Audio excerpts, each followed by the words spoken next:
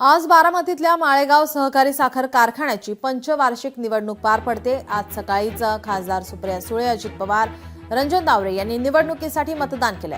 संध्याकाळी 6 वाजेपर्यंत माळेगाव साखर कारखान्यासाठी मतदान होणार असून 24 जूनला या निवडणुकीचा निकाल जाहीर होणार आहे। या निवडणुकीसाठी अजित पवारांचं निळकंठेश्वर पॅनल तर शरद पवारांच्या पक्षाचं बळीराजा पॅनल यांच्यासह अनेक पॅनल निवडणुकीच्या रिंगणामध्ये आहे।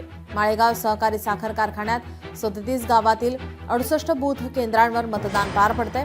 21 जागांसाठी 90 उमेदवार रिंगणामध्ये असून अजित पवार, शरद पवार आणि चंद्रराव तावरेंची प्रतिष्ठा पणाला लागली आहे।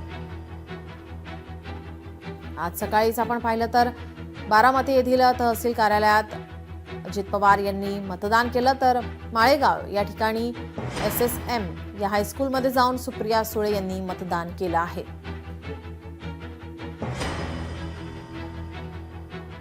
मतदान केंद्रावरून याचाच आढावा घेतला आमचे प्रतिनिधी अमोल धर्माधिकारी यांनी।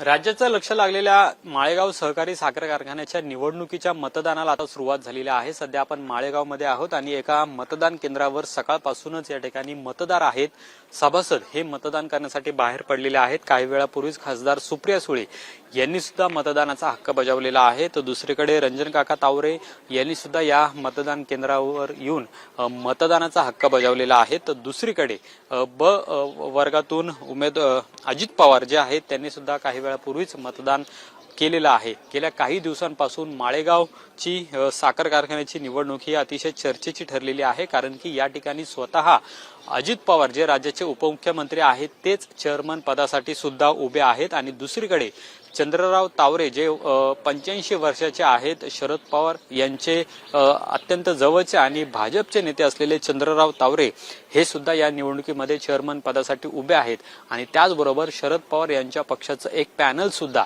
या निवडणुकीच्या रिंगणामध्ये उतरलेलं आहे आणि त्यामुळे पवार कुटुंबियांसोबतच चंद्रराव तावरे यांची सुद्धा प्रतिष्ठा या ठिकाणी पणाला लागलेली आहे। या निवडणुकीच्या मतदान प्रक्रियेनंतर इथले जे सभासद आहेत ते नेमकं आता कोणाला चेअरमन करतात हे पाहणं महत्त्वाचं आहे, कारण की अतिशय रंजकदार ही सगळी निवडणूक असणार आहे। राज्याचं लक्ष या निवडणुकीकडे लागलेलं आहे, कारण शरद पवार यांच्या पक्षाचं पॅनल सुद्धा या निवडणुकीमध्ये उतरलेलं होतं।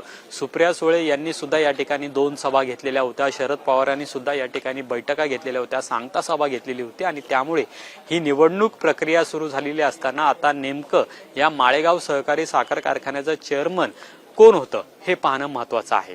कॅमेरामन योगेश केळापुरेसह अमोल धर्माधिकारी, लोकशाही मराठी, माळेगाव, बारामती। लोकशाही मराठी ऐका, पहा, जागरूक रहा।